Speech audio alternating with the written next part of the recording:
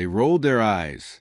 When she stepped into the lobby, dark skin, natural curls, thrift store blazer, and no entourage, they didn't even lift their heads. They didn't ask her name. They didn't ask who she was here to see.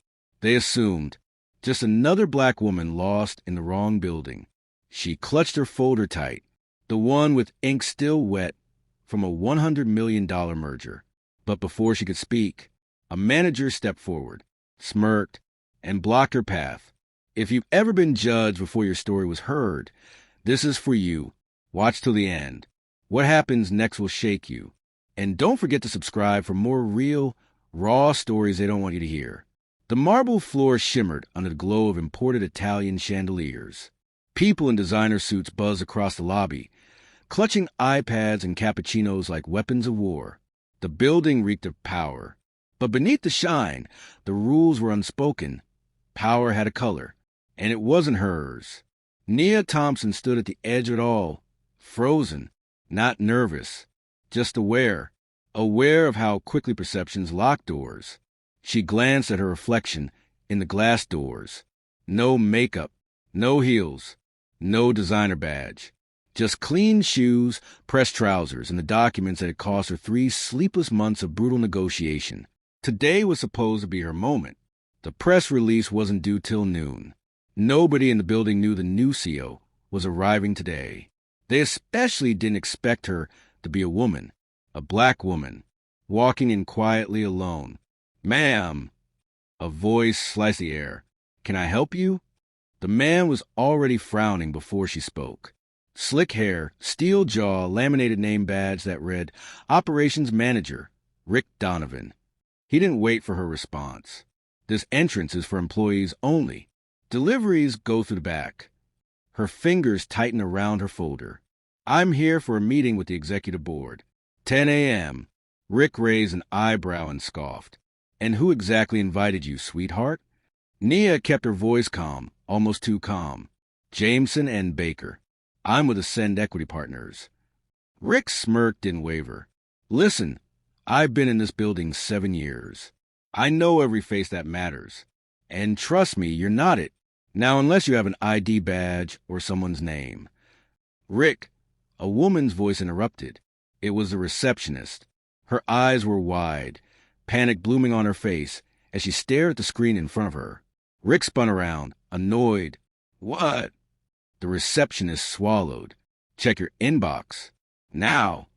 He grumbled, fished his phone out, and scrolled. His face drained of color. Subject: Confidential.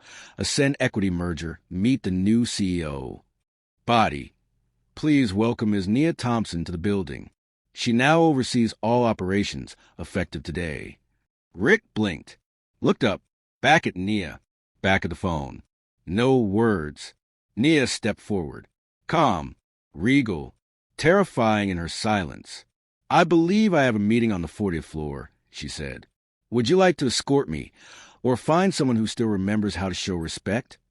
People had stopped, phones frozen mid-scroll, lattes suspended in disbelief. Rick moved out of the way like a curtain drawn back by truth itself. The elevator doors opened with a chime. Nia stepped in, alone. No apology came. None was expected. But from that moment, a building that prided itself on pedigree was cracked. 5 months earlier, Nia was sleeping on her cousin's couch in Atlanta. She had just been laid off. No savings, no prospects, and a growing idea that everyone laughed at. "You're going to pitch equity deals to Fortune 500s? Girl, they won't even let you in the damn building." She didn't argue. She worked. From bus stops, laundromats, coffee shops with no Wi-Fi. She built a pitch deck by hand, slept 3 hours a night, read law books and contracts until her eyes bled. And when she got her first call back, it wasn't because of connections. It was because she'd found a loophole in a clause that saved the company $17 million in taxes. That was her in. That was her war cry. Now here she was, on the 40th floor, facing men who didn't even stand when she entered. Her name wasn't on the company wall yet, but by noon, it would be on every press outlet in America. She walked past them, pulled out the chair at the head of the table. Rick had followed quietly behind. Uninvited, his face stiff with shame.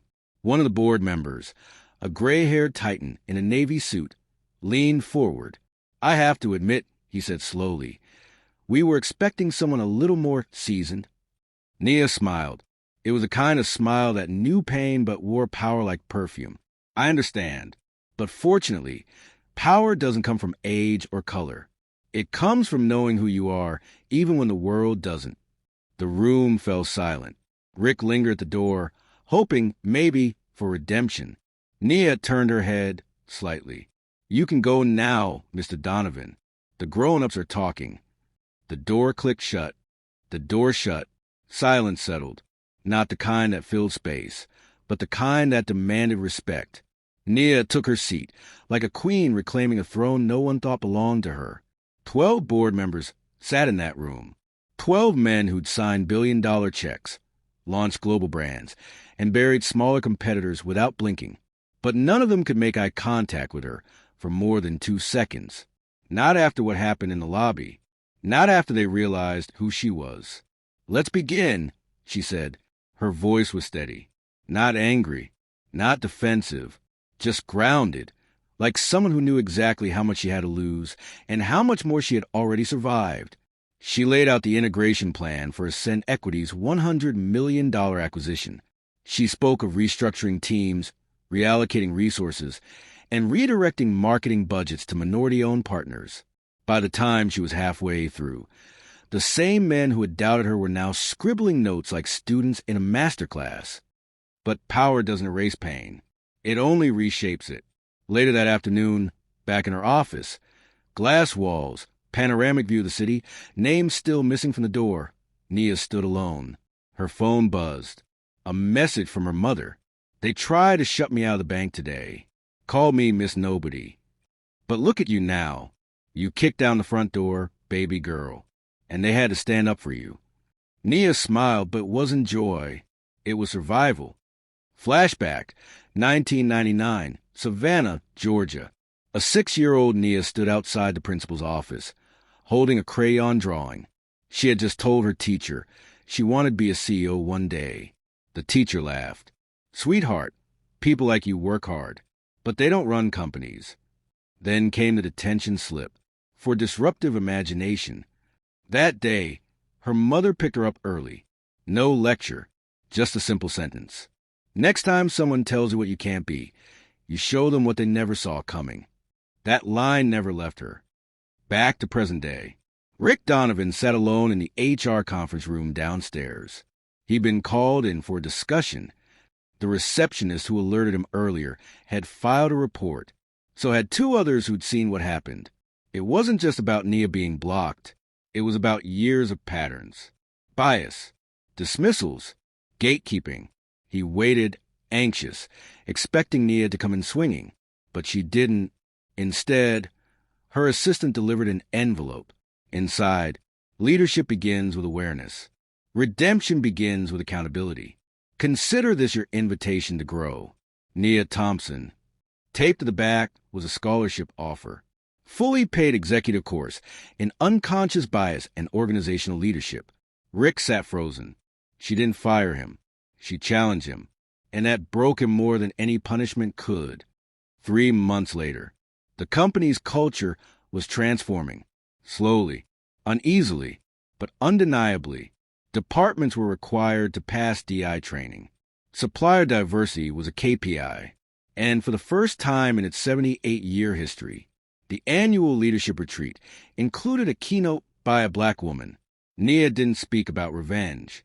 She spoke about restoration, about the difference between silence and dignity, about how it's not enough to welcome diversity if your walls were built to keep it out.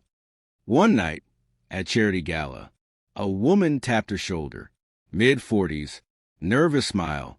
"You don't remember me, but I was your elementary school teacher." Nia's heart clenched. "You said you wanted to be a CEO.